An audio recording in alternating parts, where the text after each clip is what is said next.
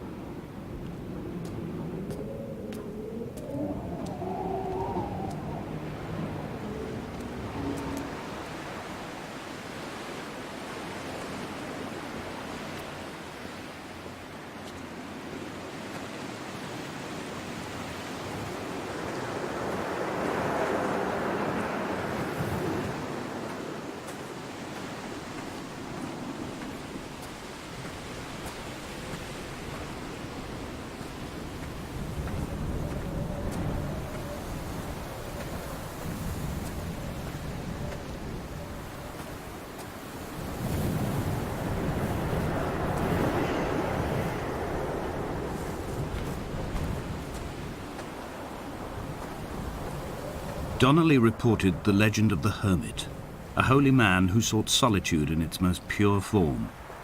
Allegedly, he rode here from the mainland in a boat without a bottom, so all the creatures of the sea could rise at night to converse with him. How disappointed he must have been with their chatter. Perhaps now, when all that haunts the ocean is the rubbish dumped from the tankers, he'd find more peace. They say he threw his arms wide in a valley on the south side, and the cliff opened up to provide him shelter.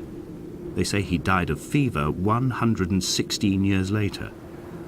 The shepherds left gifts for him at the mouth of the cave, but Donnelly records they never claimed to have seen him.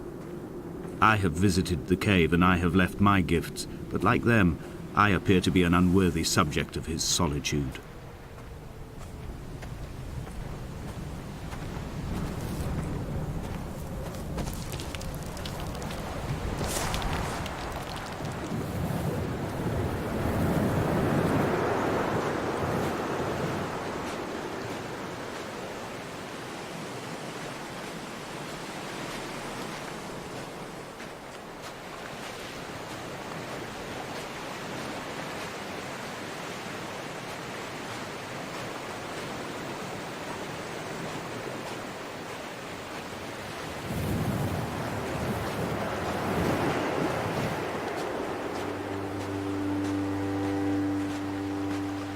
Those islands in the distance, I am sure, are nothing more than relics of another time, sleeping giants, somnambulist gods laid down for a final dreaming.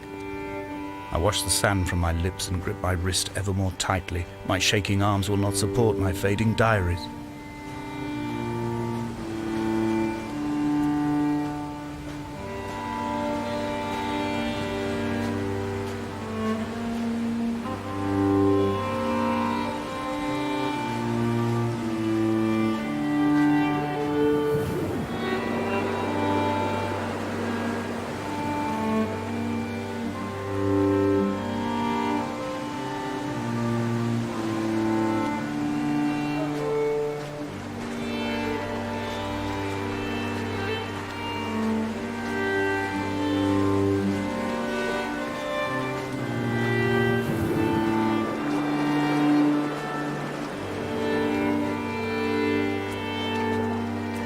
I have found the ship's manifest, crumpled and waterlogged under a stash of paint cans. It tells me that along with this present cargo, there was a large quantity of antacid yogurt bound for the European market. It must have washed out to sea. God knows there are no longer gulls or goats here to eat it.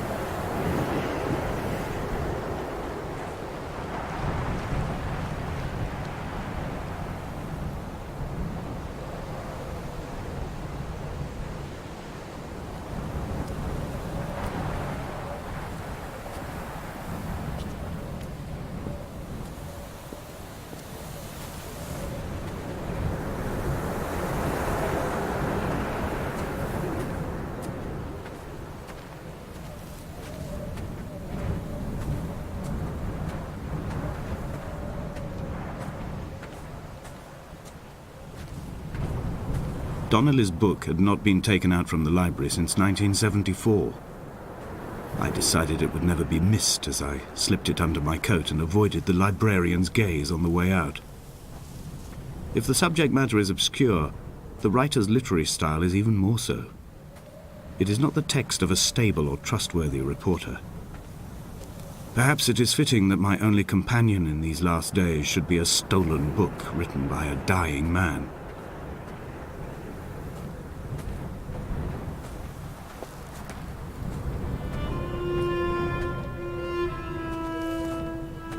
When someone had died or was dying, or was so ill they gave up what little hope they could sacrifice, they cut parallel lines into the cliff, exposing the white chalk beneath.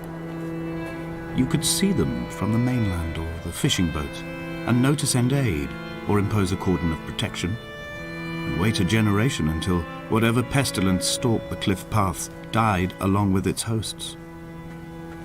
My lines are just for this, to keep any would-be rescuers at bay. The infection is not simply of the flesh.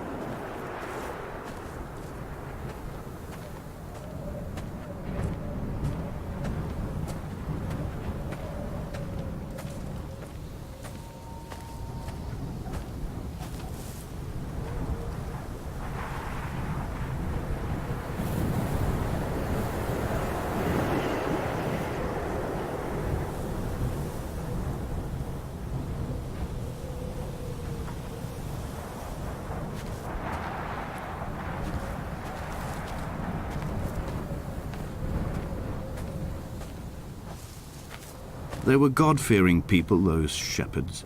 There was no love in the relationship. Donnelly tells me that they had one Bible that was passed around in strict rotation.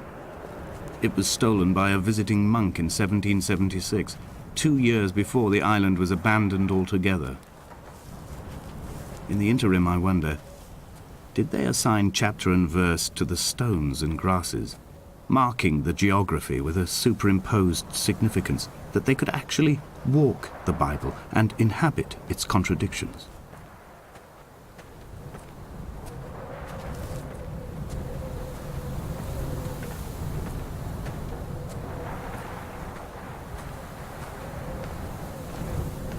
Dear Esther, I met Paul.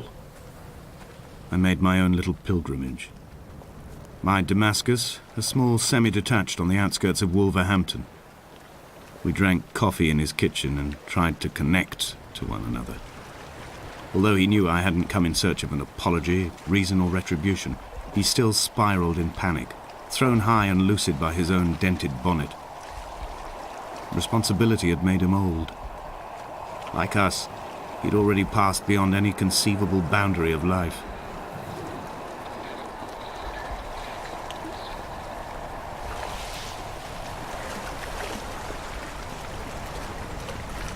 I would leave you presents outside your retreat in this interim space between cliff and beach. I would leave you loaves and fishes, but the fish stocks have been depleted and I've run out of bread. I would row you back to your homeland in a bottomless boat, but I fear we would both be driven mad by the chatter of the sea creatures.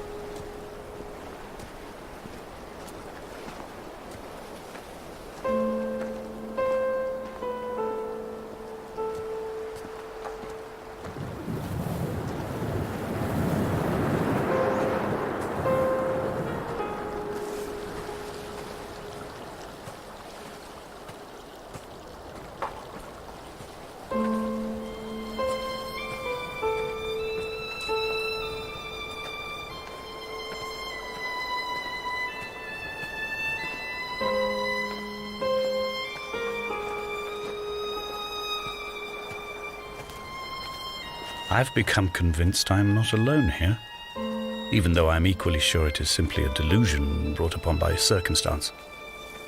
I do not, for instance, remember where I found the candles, or why I took it upon myself to light such a strange pathway. Perhaps it is only for those who are bound to follow.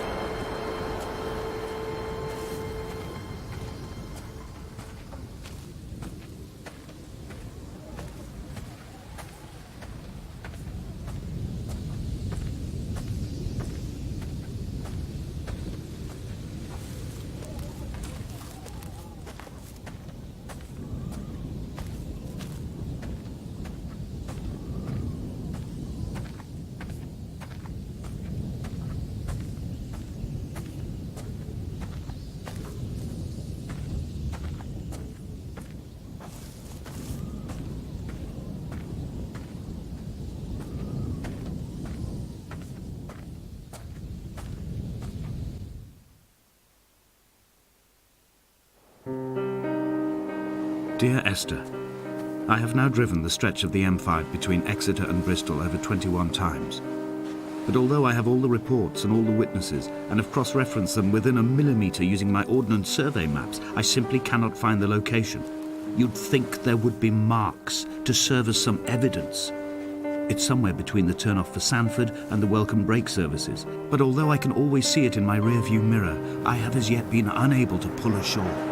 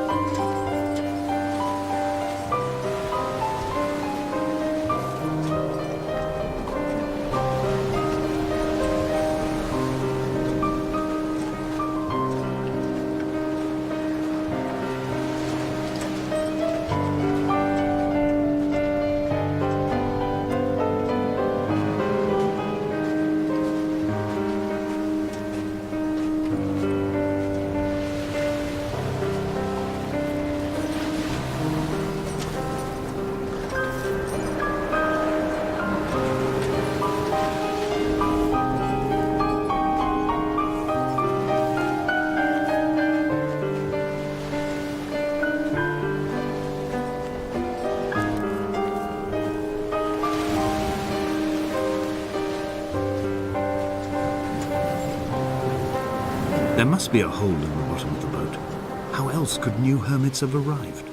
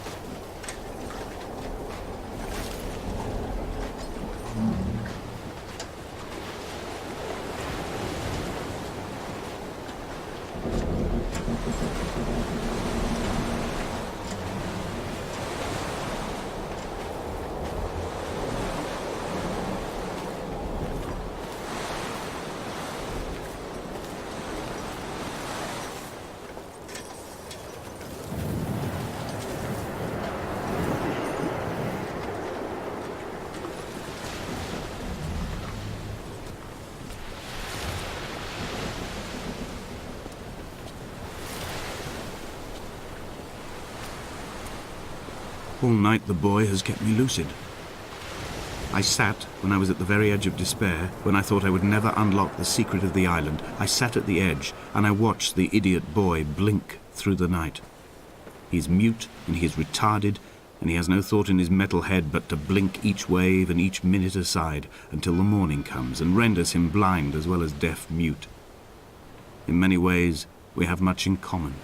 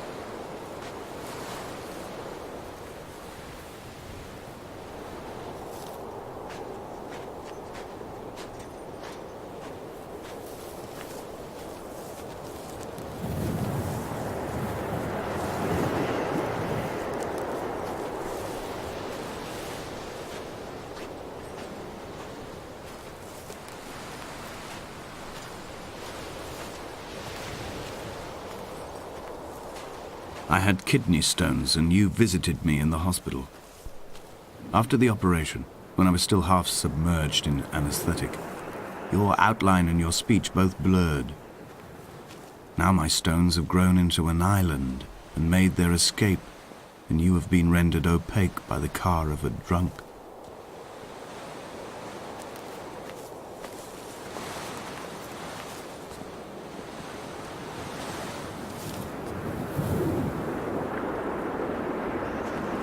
What charnel house lies at the foot of this abyss?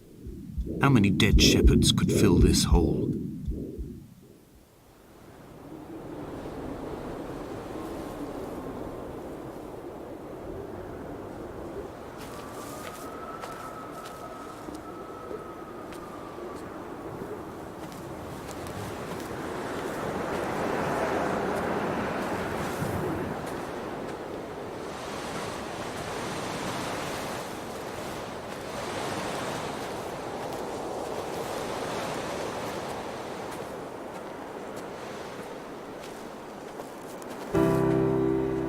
I've begun my ascent on the windless slope of the western side. The setting sun was an inflamed eye squeezing shut against the light shone in by the doctors. My neck is aching through constantly craning my head up to track the light of the aerial. I must look downwards, follow the path under the island to a new beginning.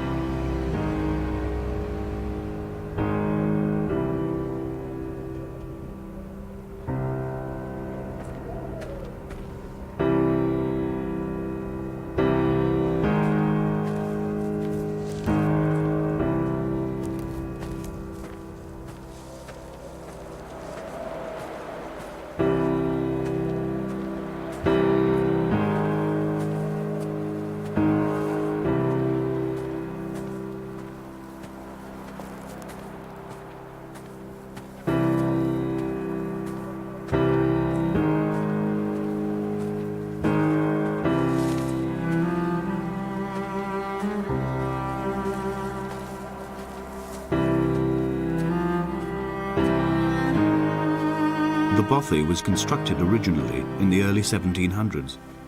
By then, shepherding had formalized into a career. The first habitual shepherd was a man called Jakobsen, from a lineage of migratory Scandinavians. He was not considered a man of breeding by the mainlanders. He came here every summer whilst building the bothy, hoping eventually that becoming a man of property would secure him a wife and a lineage. Donnelly records that it did not work. He caught some disease from his malcontented goats and died 2 years after completing it. There was no one to carve white lines into the cliff for him either.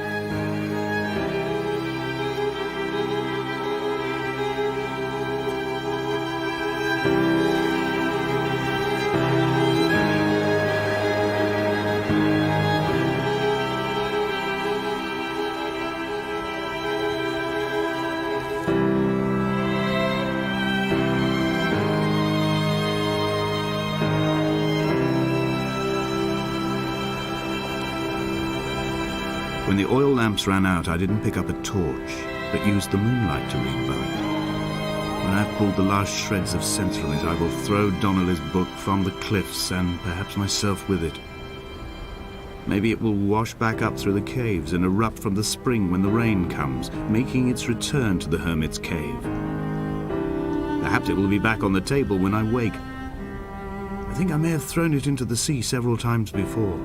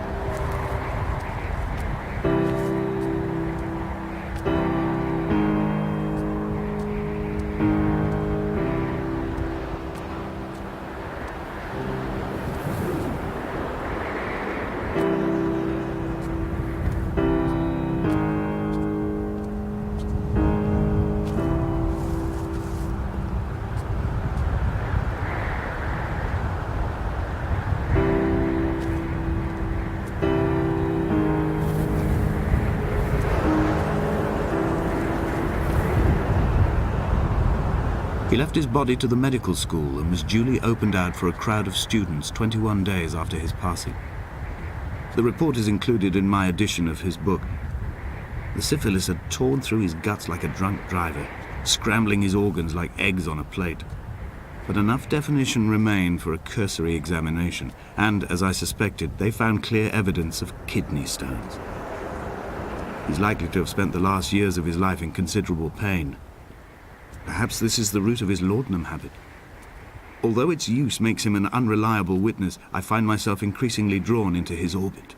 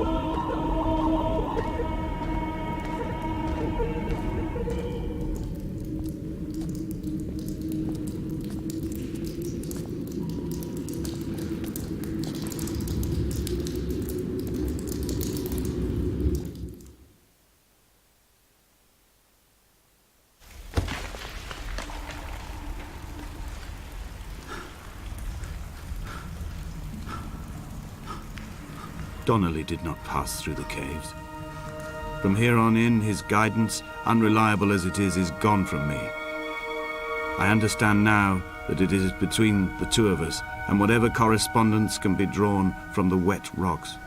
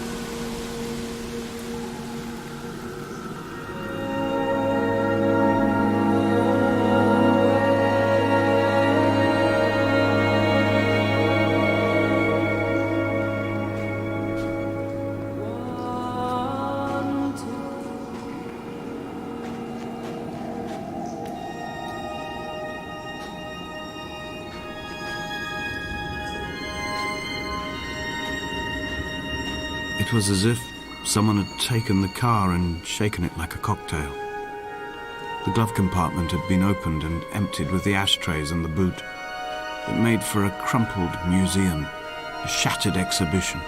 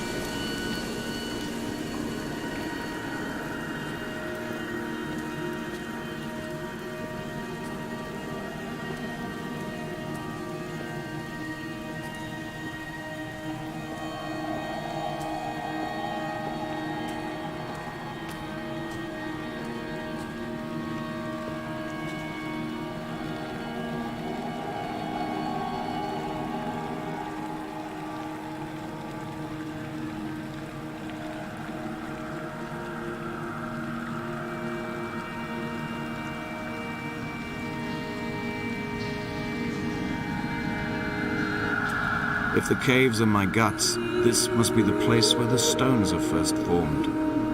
The bacteria phosphoresce and rise, singing through the tunnels. Everything here is bound by the rise and fall, like a tide. Perhaps the whole island is actually underwater.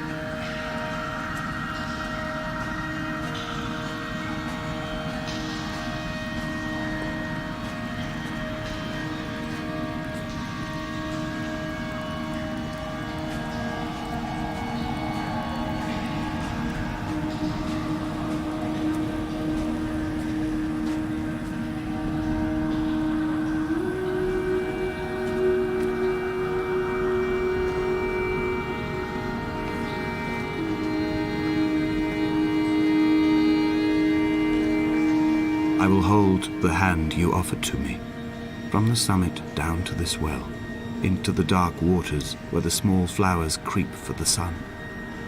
Headlights are reflected in your retinas, moonlit in the shadow of the crematorium chimney.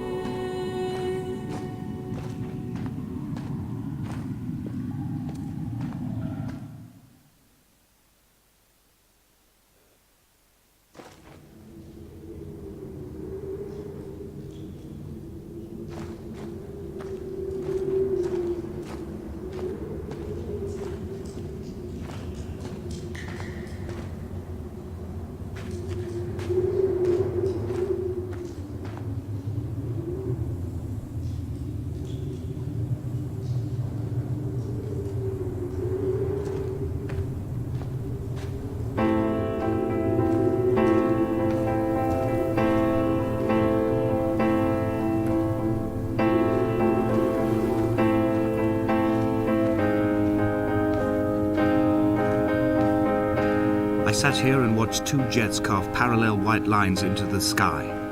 They charted their course, and I followed them for 21 minutes until they turned off near Sanford and were lost. If I were a gull, I would abandon my nest and join them. I would starve my brain of oxygen and suffer delusions of transcendence. I would tear the bottom from my boat and sail across the motorways until I reached this island once again.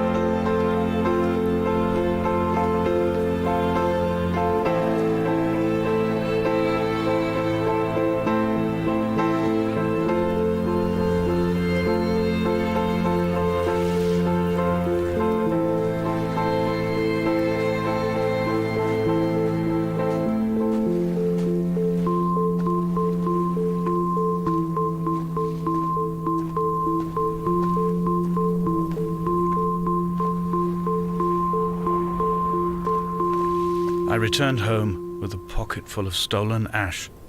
Half of it fell out of my coat and vanished into the car's upholstery, but the rest I carefully stowed away in a box I kept in a drawer by the side of my bed. It was never intended as a meaningful act, but over the years it became a kind of talisman. I'd sit still, quite still for hours, just holding the diminishing powder in my palm and noting its smoothness. In time we will all be worn down into granules, washed into the sea and dispersed.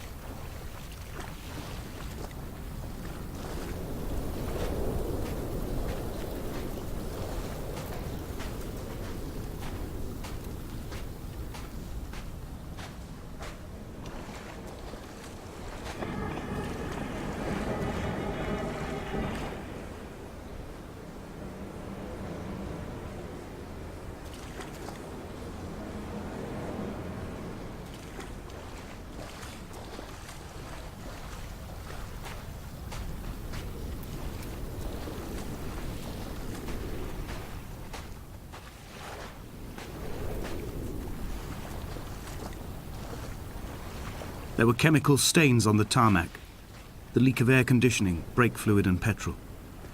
He kept sniffing at his fingers as he sat by the roadside, waiting as if he couldn't quite understand or recognize their smell. He said he'd been travelling back from a sales conference in Exeter. He'd stopped for farewell drinks earlier, but had kept a careful eye on his intake. You could hear the sirens above the idling traffic.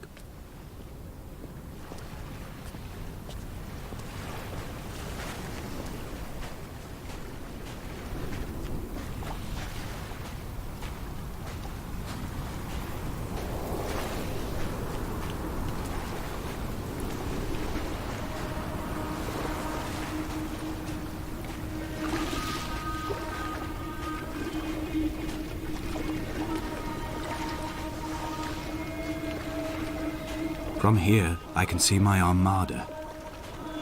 I collected all the letters I'd ever meant to send to you, if I'd have ever made it to the mainland, but had instead collected at the bottom of my rucksack, and I spread them out along the lost beach. Then I took each and every one, and I folded them into boats. I folded you into the creases, and then, as the sun was setting, I set the fleet to sail. Shattered into 21 pieces, I consigned you to the Atlantic, and I sat here until I'd watched all of you sink.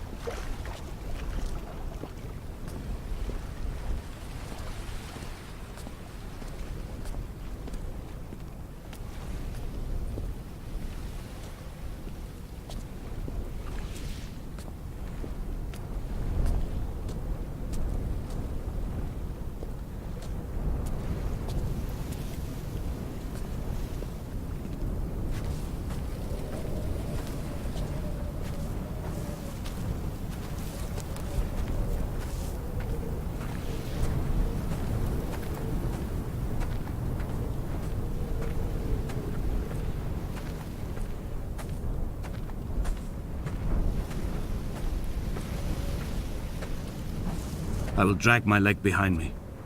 I will drag it like a crumpled hatchback, tires blown and sparking across the dimming lights of my vision. I'm running out of painkillers and am following the flicker of the moon home.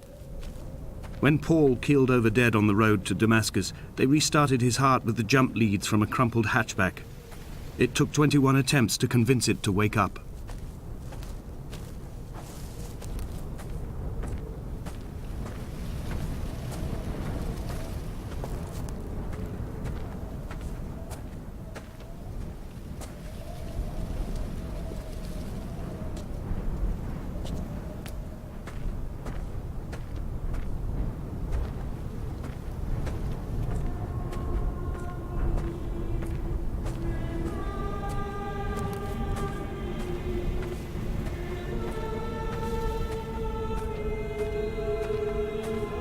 I've begun my voyage in a paper boat without a bottom.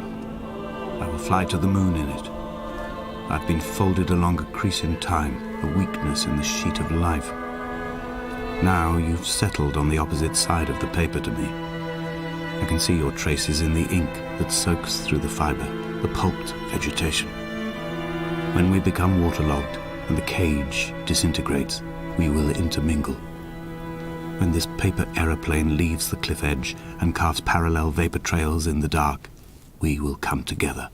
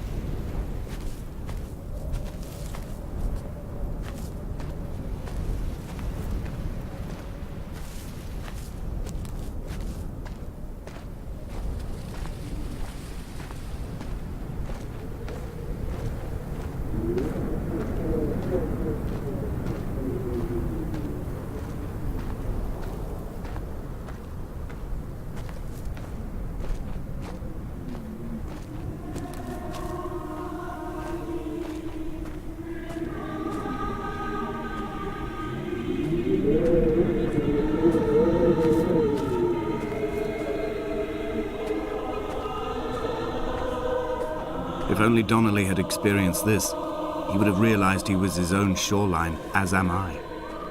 Just as I am becoming this island, so he became his syphilis, retreating into the burning synapses, the stones, the infection.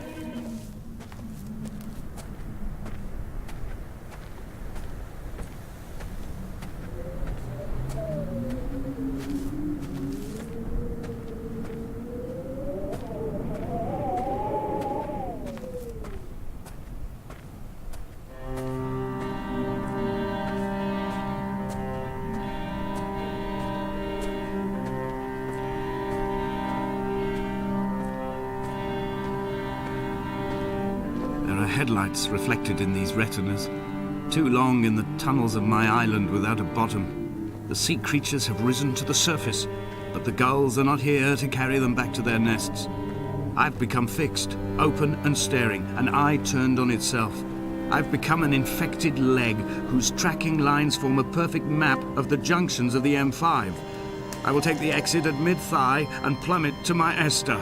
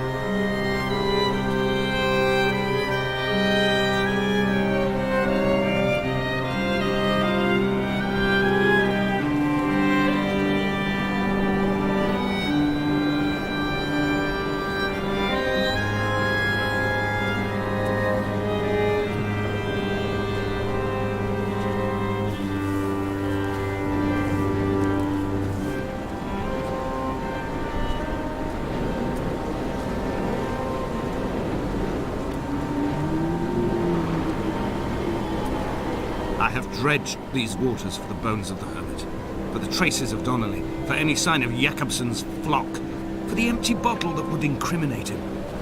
I have scoured this stretch of motorway 21 times, attempting to recreate his trajectory, the point when his heart stopped dead and all he saw was the moon over the Sanford Junction.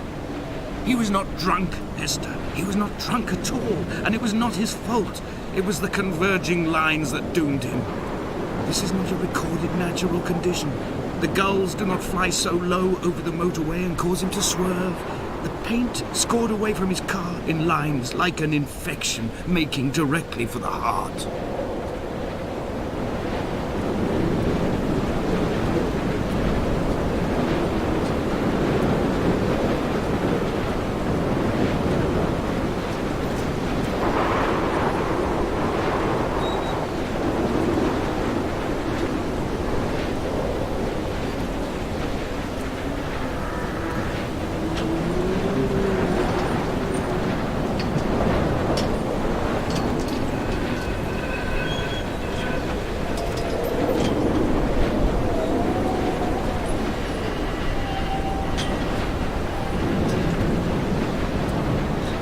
I am the Ariel.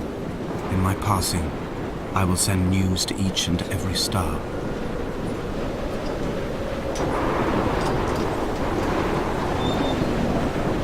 Dear Esther, I have burnt my belongings, my books, this death certificate.